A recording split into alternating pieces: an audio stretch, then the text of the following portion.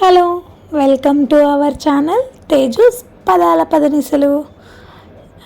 ఈరోజు మనం చెప్పుకోబోయే కథ చెలి నివాసమై పార్ట్ 111.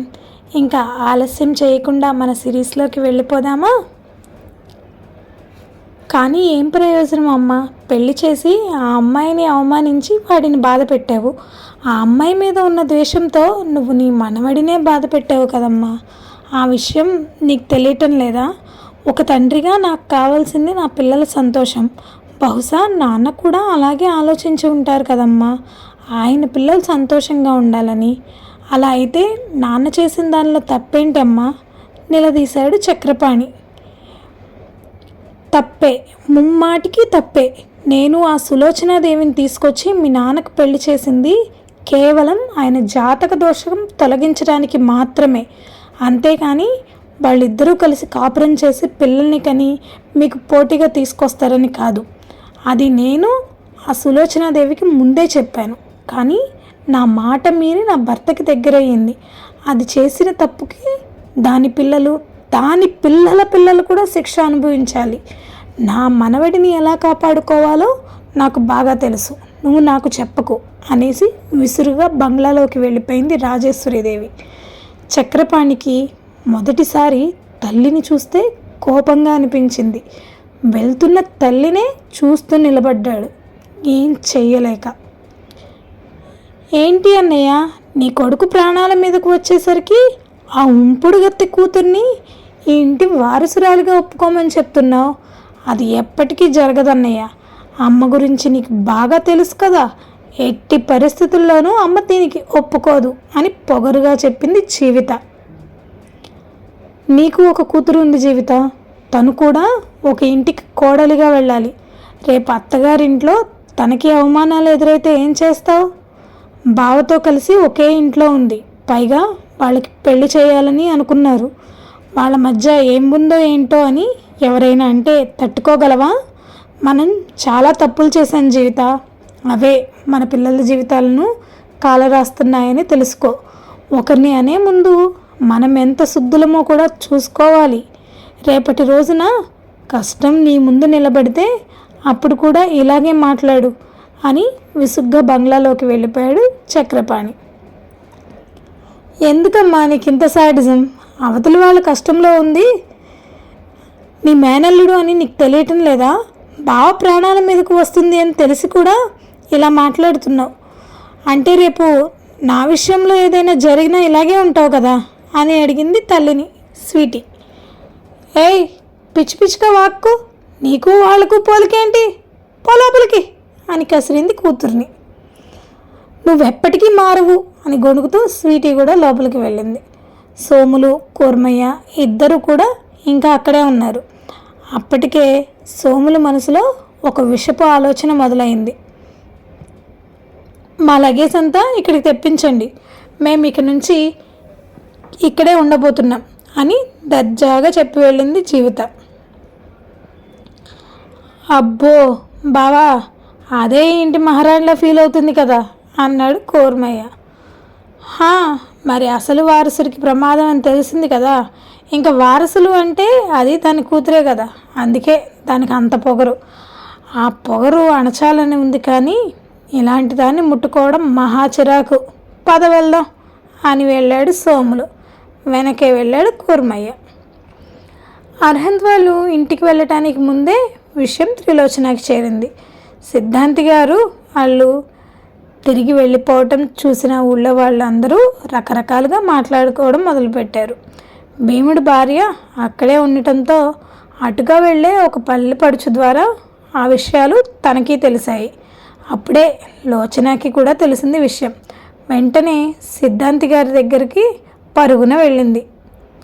స్వామి, ఏం జరిగింది? ఎందుకు మీరు తిరిగి వెళ్ళిపోవాలనుకుంటున్నారు అని అడిగింది. ఆలయ నిర్మాణానికి ఆ అమ్మ అనుమతి నాకు ఇవ్వలేదు తల్లి అన్నారు ఆయన బాధగా. స్వామి, అలా ఎలా అంటారు మీరు? ఆలయ నిర్మాణం పూర్తి చేయడానికే కదా మీరు వచ్చింది. మరి ఇప్పుడు ఇలా అర్ధాంతరంగా వెళ్ళిపోవటం ఎంతవరకు సమంజసం? ఏడుస్తూ అడిగింది లోచన. నాకు ఆ అమ్మ ఆనతి లేకుండా ఆ పనిని నేను మొదలు పెట్టలేను కదా తల్లి.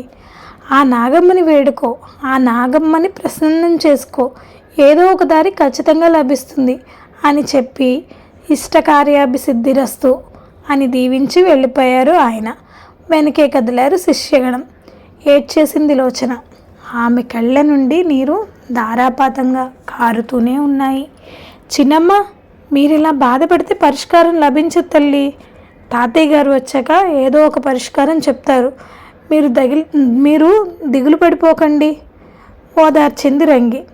లోచన ఏం మాట్లాడలేదు, కానీ తిరిగి వచ్చాక గదిలోకి వెళ్ళిపోయింది.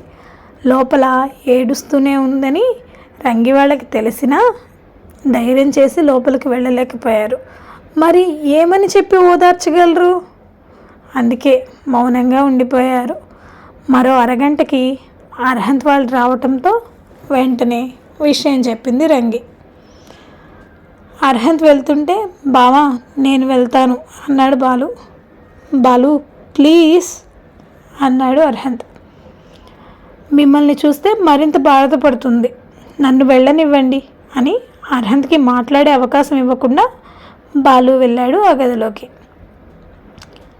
అప్పటికి చాలాసేపటి నుండి ఏడుస్తూనే ఉండటం వల్ల మొహం అంతా ఎర్రగా మారిపోయింది.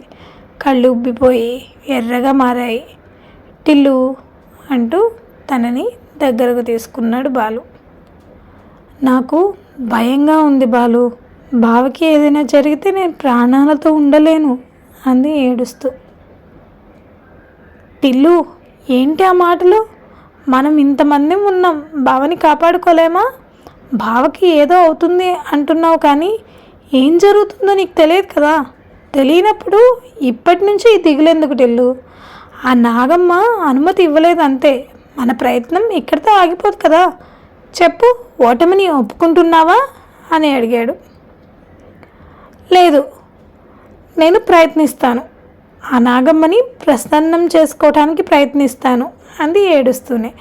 ఇలా ఏడుస్తూనా అని అడిగాడు. నాకు భయంగా ఉంది బాలు, ఆ జాతక దోషం ఏంటో తెలీదు, ఆవిడ ఏం చెప్పదు. ఇప్పుడు ఇక్కడ అన్నీ ఇలా జరుగుతున్నాయి. మొన్న బంగ్లా దగ్గర పాము కూడా కనిపించిందంట. ఇప్పుడు నాగమ్మ ఇలా అనుమతి ఇవ్వకుండా నిరాకరించడం, ఇవన్నీ చూస్తుంటే నేను ధైర్యంగా ఉండలేకపోతున్నాను బేలగా అంది. నా ప్రాణం అడ్డు బావ ప్రాణాలకి. బావకి ఏం కాదు, మనం అందరం ఉన్నాం కదా. అయినా అమ్మ ఎక్కడైనా శిక్షిస్తుందా చెప్పు? తన మాట వినకపోతే మందలిస్తుంది, భయం చెప్తుంది, కానీ ఎప్పుడూ కూడా పిల్లలకి కీడు చేయాలని చూడదు కదా. నాగమ్మ కదా, మన అమ్మనే కదా. మన తప్పు ఒప్పుకొని వేడుకుని ప్రసన్నం చేసుకుందాం. ఖచ్చితంగా నాగమ్మ అనుమతి మనకు లభిస్తుంది ధైర్యం చెప్పాడు. బేలగా చూసింది లోచన. నా మాట మీద నమ్మకం లేదా అని అడిగాడు బాలు. ఉంది అన్నట్టుగా తల ఊపింది లోచన. అయితే చక్కగా ఫ్రెష్ అయ్యి బయటకు వచ్చి అందరికీ కాఫీ ఇవ్వాలి నీ చేత్తో. బావకి ఏం కాదు అన్నది నిజం. నీ భయం అబద్ధమని నమ్ము, నిజాన్ని మాత్రమే నమ్ము. మనం గట్టిగా అనుకుంటే అదే అవుతుంది. నీ మంచి మనసుతో బావ నిన్ను నూరేళ్ళు సంతోషంగా ఉండాలని కోరుకో, ఖచ్చితంగా అది జరిగి తీరుతుంది అన్నాడు ధైర్యం చెప్తూ. మరి రోచన నమ్ముతుందంటారా? తన రియాక్షన్ ఎలా ఉండబోతుంది తెలుసుకోవాలి అంటే మరో అప్డేట్ వరకు వేచి ఉండాలి. ఈ అప్డేట్ మీద మీ అభిప్రాయాన్ని కామెంట్స్ రూపంలో తెలియచేయడం మర్చిపోకండి. అంతవరకు సెలవు. మా వీడియో కనుక మీకు నచ్చినట్టయితే లైక్ చేయండి, కామెంట్ చేయండి, సబ్స్క్రైబ్ చేయండి, బెల్ కొట్టండి.